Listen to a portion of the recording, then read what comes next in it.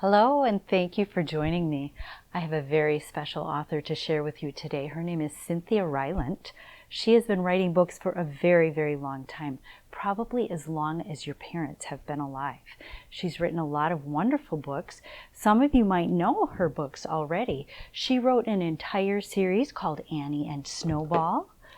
She wrote a series called Henry and Mudge, Poppleton and Friends, and a personal favorite of mine, Mr. Putter and Tabby. So those are some series you can get into that were written by Cynthia Rylant. I'm going to share one book with you today. This is a picture book. Cynthia Rylant is the author. The illustrator is Catherine Brown, and it is called The Old Woman Who Named Things. Once, there was an old woman who named things, the things she loved. She named the old car she drove, Betsy. She named the old chair she sat in, Fred. She named the old bed she slept on, Roxanne. And she named her old house, Franklin. Every morning, she would get out of Roxanne, have a cup of cocoa in Fred, lock up Franklin, and drive to the post office in Betsy. She always hoped for a letter for someone, but all she ever got was bills. The reason the old woman never got any letters was because she had outlived every single one of her friends. This worried her. She didn't like the idea of being a lonely old woman without any friends, without anyone whom she could call by name. So she began to name things, but she named only those things she knew she could never outlive. Her car, Betsy, had more get up and go than anything around. Her chair, Fred, had never sagged a day in his life. Not one creak or moan had she ever heard out of her old bed, Roxanne. And her house, Franklin, had been standing straight for over 100 years and still didn't look a day past 20. The old woman never worried about outliving any of them, and her days were happy.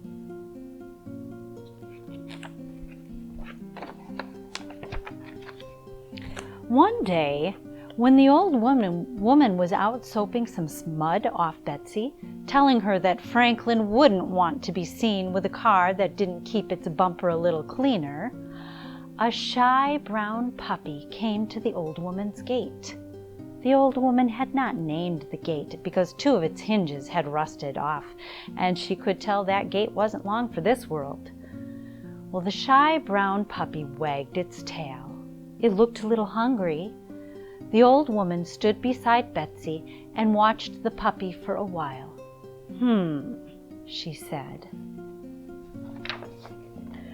Then she walked into Franklin, got a chunk of ham from her refrigerator, and came back outside. The old woman gave the ham to the hungry puppy and told it to go home.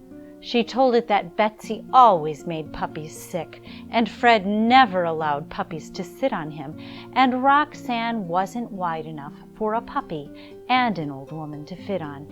And besides all this, Franklin couldn't tolerate dog hair. So the puppy went away.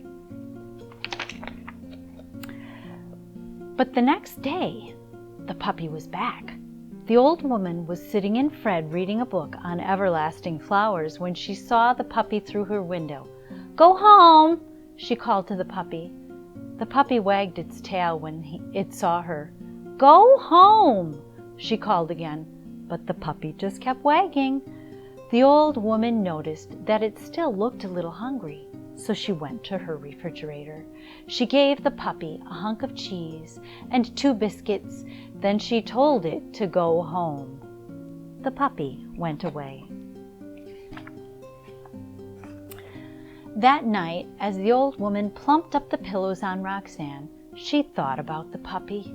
It was a very nice puppy, she thought. It was a very pretty puppy, she thought. But it couldn't stay. If it stayed, she would have to give it a name, and it could never last as long as Franklin or Fred or Betsy or Roxanne. She might outlive it.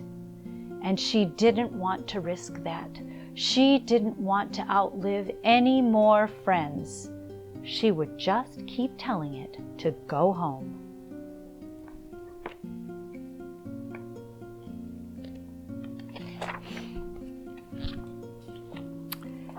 Every day, the shy brown puppy came to the old woman's gate. Every day she fed it and told it to go home.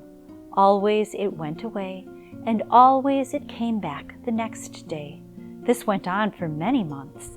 The puppy got bigger and bigger, until soon it wasn't a puppy anymore. It was a dog, and it was still a dog with no name.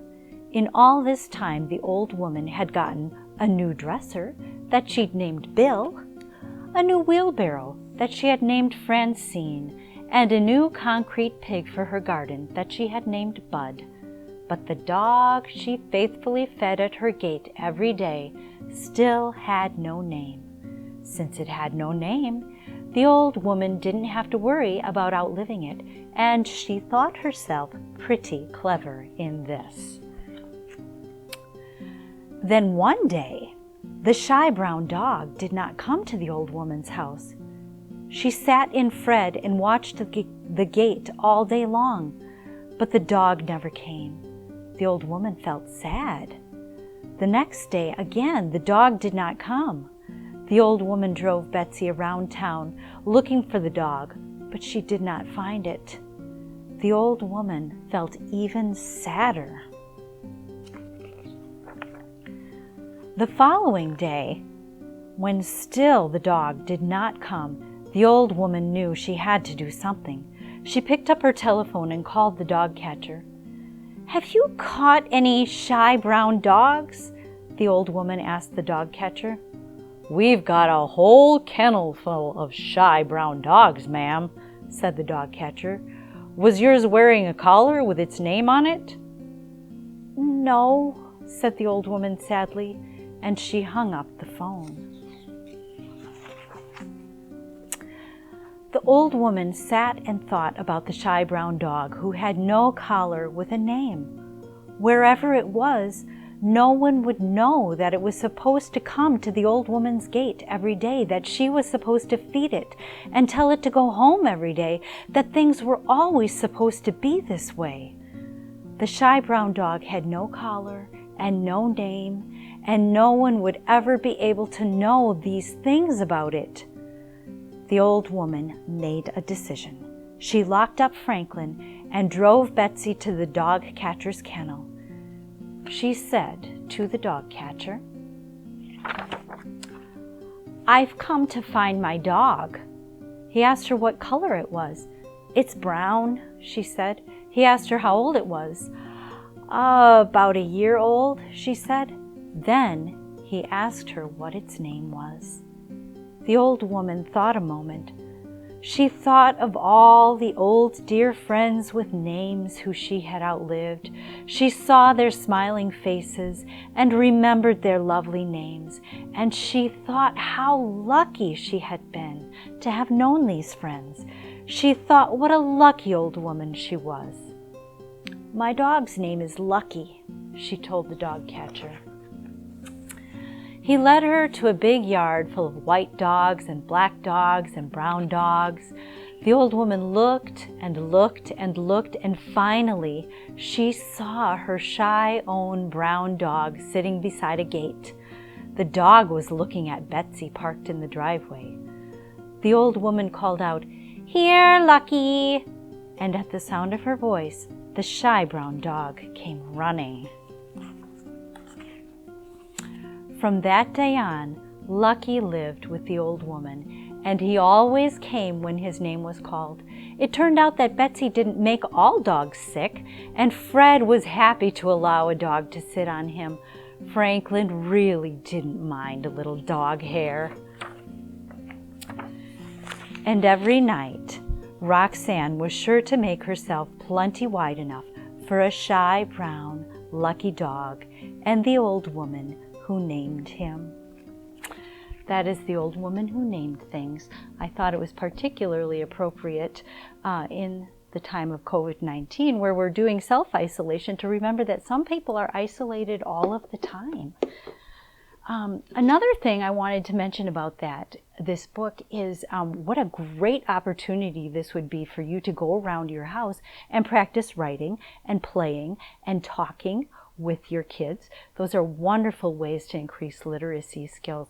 Maybe make some labels and talk about why you name things certain things. I'll see you next time. Bye-bye.